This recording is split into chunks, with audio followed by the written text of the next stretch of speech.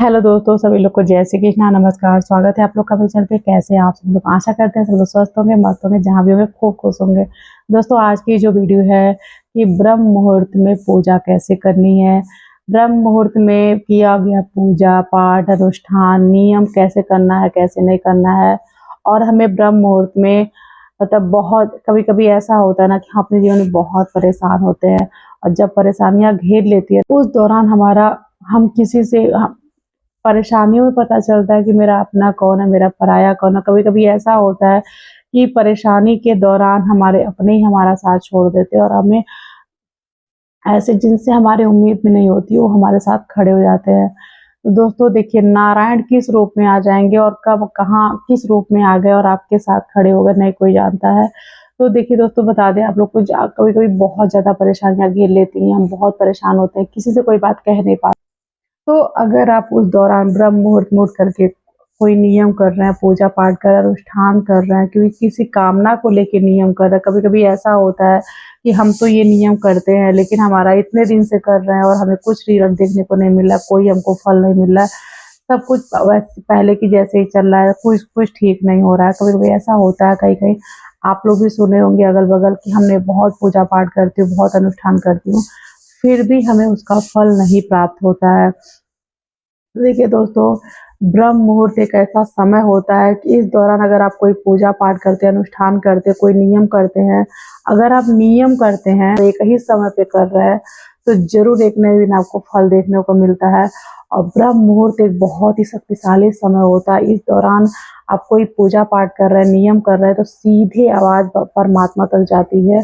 बस आपके अंदर विश्वास, कोई भी नियम अगर आप कर रहे हैं तो आपका विश्वास का होना बहुत जरूरी होता है। बिना विश्वास का कुछ नहीं होता है, तो विश्वास का होना बहुत जरूरी है। पहली बात तो ये हुई। अब दोस्तों दूसरी बात बता दें आप लोग को कि अगर बहुत नियम कर रहे हैं, बहुत पूजा पाठ कर रहे हैं, फिर भी हमें इसका फल देखने को नहीं मिल रहा है, तो कारण क्या होता है बता दूं आप लोग को। कारण ये होता है कि हम नियम तो कर रहे हैं लेकिन हमारा कोई समय कंफर्म नहीं है कि हम सुबह के 7 बजे कर रहे हैं, कभी 9 बजे कर रहे हैं, कभी 5 बजे सुबह कर रहे हैं, कभी 10 बज जा रहा है सुबह के, कभी नहीं कर रहे हैं, शाम को कर रहे हैं। तो देखिए दोस्तों, अगर नियम अगर आप कर रहे हैं और टाइम कंफर्म नहीं है, तो आपको इसका कुछ भी फल देखने को नहीं मिलेगा, कुछ भी पॉजिटिव रिजल्ट देखने को नहीं मिलेगा। नियम का होना जितना अनिवार्य, उससे ज्यादा कहीं अनिवार्य आपके टाइम का कंफर्म होना। कोई भी नियम अगर आप कामना को लेके कर रहे हैं, किसी कामना को लेके नियम कर रहे हैं, पूजा पाठ कर रहे हैं, अनुष्ठान कोई कर रहे हैं, कोई मंत्रों का जाप कर रहे हैं किसी कामना को लेकर के, तो टाइम का कंफर्म होना बहुत जरूरी है। एक एक टाइम बनाइए, उस टाइम पे आपको ये नियम रोज करना है, चाहे सुबह के 5 बजे हो, चाहे ब्रह्म मुहूर्त हो, चाहे शाम को 7 बजे हो। टाइम का क्लियर होना, कंफर्म होना बहुत जरूरी है। अगर आप एक ही टाइम पे रेगुलर आप नियम कर रहे हैं अपनी कामना को लेकर के, तो आपको कम से कम 40 दिन के अंदर इसकी रिजल्ट देखने को मिलेगा। 40 दिन की बात कर रहे हो आप, 40 दिन तक अगर आप रेगुलर एक ही समय पे बैठ करके जो भी आप कामना लेकर के पूजा कर रहे हैं, पाठ कर रहे हैं, मंत्रों का जाप कर रहे हैं, तो इसका फल आपको 40 दिन के अंदर देखने को जरूर मिलेगा। 100% आपको देखने को मिलेगा। बस आपका समय कंफर्म होना चाहिए कि मैं इस टाइम ब्रह्म मुहूर्त में पूजा कर रही हूँ, 4 बजे में पूजा कर रही हूँ, तो 4 बजे आप नियम बनाइए कि मुझे 4 बजे पूजा पाठ करना है तो करना है।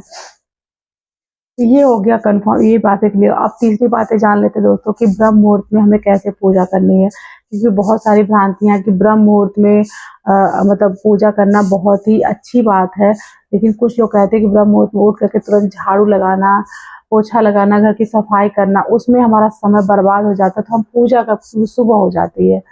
तो दोस्तों बता दूं कि कभी भी बासी घर, यानी कि बासी घर रख करके पूजा पाठ नहीं करने। भले आपका घर साफ सुथरा है, रात को आप साफ सुथरा करके सोए हैं, झाड़ू नहीं सुबह में लगाए हैं, तो उससे आप अपने घर की झाड़ू ही सिर्फ नहीं लगाते हैं, आप घर से नेगेटिविटी भी दूर करते हैं। तो सुबह में आप सबसे पहले ब्रह्म मुहूर्त में अगर आप कोई कामना को लेके बहुत ज्यादा परेशान है अपने जीवन में बहुत, क्योंकि देखिए दोस्तों, कहीं ना कहीं आजकल हर कोई परेशान है, फैमिली को लेके, पैसों को लेके, मतलब हर किस कहीं ना कहीं हर कोई परेशान है। परिवार में सुख शांति नहीं है, पति पत्नी में नहीं बन रही है, परिवार में ज्वाइंट फैमिली है, तो अगर आप नियम से कोई कामना लेकर के पूजा पाठ कर रहे हो, अगर आप ब्रह्म मुहूर्त में ये नियम, ब्रह्म मुहूर्त की बात कर रहे हो, आप ब्रह्म मुहूर्त में अगर कोई नियम कर रही है, पूजा पाठ के लिए मंत्रों का जाप कर रही है, तो रेगुलर अगर आप कर रही है तो आपको इसका रिजल्ट 40 दिन के अंदर जरूर देखने को मिलेगा। करना कैसे है? ब्रह्म मुहूर्त में आप उठ जाइए। सबसे पहले दोस्तों, मैं पहले भी आप लोग को बता चुकी हूँ कि किचन में जब आप किचन को साफ सुथरा करते हैं तो अपने किचन को साफ करने के बाद 1 लोटा जल भर के जरूर रखना चाहिए ढक करके, और उसी जल को सुबह में अपने मेन डोर पे यानी कि मेन गेट पे बाहर की तरफ सुबह उठने के बाद जल का छिड़काव करिए। सबसे पहला काम ये करना है उठने के बाद। उसके बाद से आप अपने घर में जो है झाड़ू लगाइए। झाड़ू कैसे लगाना? बहुत लोग झाड़ू बाहर से अंदर की ओर लगाते हैं, सबसे बड़ी गलती ये है। कभी भी झाड़ू घर से अंदर की ओर नहीं लगाना चाहिए, अंदर से बाहर की ओर लगाना चाहिए, क्योंकि घर से आप नेगेटिव चीजें भी घर से बाहर करते हैं। तो अगर आप इस तरीके से झाड़ू लगाएंगे कि बाहर से अंदर की ओर, तो इससे कहीं ना कहीं आपकी नेगेटिविटी भी घर के अंदर रह जाएगी। तो झाड़ू जब भी लगाए तो अंदर से बाहर की ओर लगाए। सबसे पहले आपको झाड़ू लगाना है। आप दोस्तों बताए सबसे बहुत ही जरूरी बात और बहुत जनरल बात बताते हैं आप लोगों को। आप ब्रह्म मुहूर्त में उठती हैं, पूजा पाठ कर उठती हैं, तो जॉइंट फैमिली है, बड़ी फैमिली है, सब लोग अपने अपने रूम में सोए हुए हैं। जरूरी नहीं कि आप पूरे रूम में झाड़ू लगाइए, पूरे रूम में झाड़ू पोछा करिए, नहीं। आप पूरे घर की लाइट मत ऑन करिए, आप किचन को क्लीन करिए, किचन में झाड़ू लगाइए, किचन का जो बाहर का एरिया है वहाँ झाड़ू लगाइए, पोछा लगाइए, अपने घर के मंदिर में साफ सफाई करिए। बस इतना में आपको इतना ही कार्य, बहुत कोना कोना नहीं साफ सफाई करनी है सुबह उठ करके। बस आप झाड़ू उठाइए और किचन से लेते हुए घर, किचन के बाहर का एरिया के पूजा झाड़ू पोछा करने के बाद नहाइए, स्वच्छ वस्त्र पहनिए, घर के मंदिर में आ जाइए। उसके बाद से आप तुलसी जी को जल चढ़ाइए, ठाकुर जी को स्नान कराइए, घर के मंदिर पूजा करिए। अगर आप कोई मंत्रों का जाप करती हैं, बहुत परेशान है, किसी मंत्रों का जाप करती हैं, उच्चारण करती हैं, तो आप अपने मंत्रों का उच्चारण करिए, पूजा पाठ करिए। अगर ये कार्य आप नियमित करती हैं, अगर 40 दिन तक नियमित इस कार्य को करती हैं, कोई डिस्टर्बेंस नहीं, कोई परेशानी नहीं, अगर इस नियम को रेगुलर करती हैं, तो कहीं ना कहीं इसका फल आपको देखने को जरूर मिलेगा। ब्रह्म मुहूर्त में बहुत ही शक्तिशाली समय होता है। सीधे आवाज यूनिवर्स तक जाती है, सीधे आवाज परमात्मा तक जाती है। इस समय जो आप विश करती हैं, जो कामना करती हैं, जो भी आप भगवान से मांगती हैं, सीधी आवाज भगवान तक जाती है, क्योंकि पूरी सृष्टि शांति में रहती है। बहुत ही सुकून का समय होता है ये। तो इस दौरान किया गया पूजा पाठ, अर्चना, अनुष्ठान, नियम बहुत ही शक्तिशाली होता है।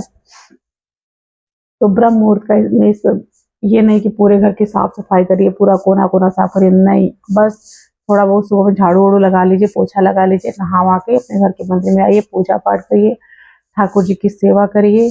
ये कार्य आपके करिए, आपके जीवन से जो भी परेशानी है, जो भी तकलीफ है, जरूर दूर होगा। बस आपको विश्वास होना चाहिए, विश्वास के साथ इस कार्य को जरूर करिए।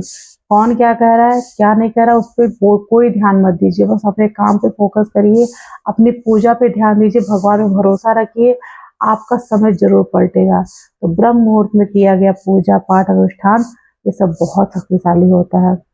तो ब्रह्म मुहूर्त में पूजा कैसे करनी है, आशा करते हैं आप लोग को समझ में आ गई होगी। तो आज की वीडियो बस यहीं तक, फिर मिलते हैं नेक्स्ट वीडियो। तब तक सभी लोग को जय श्री कृष्णा, नमस्कार।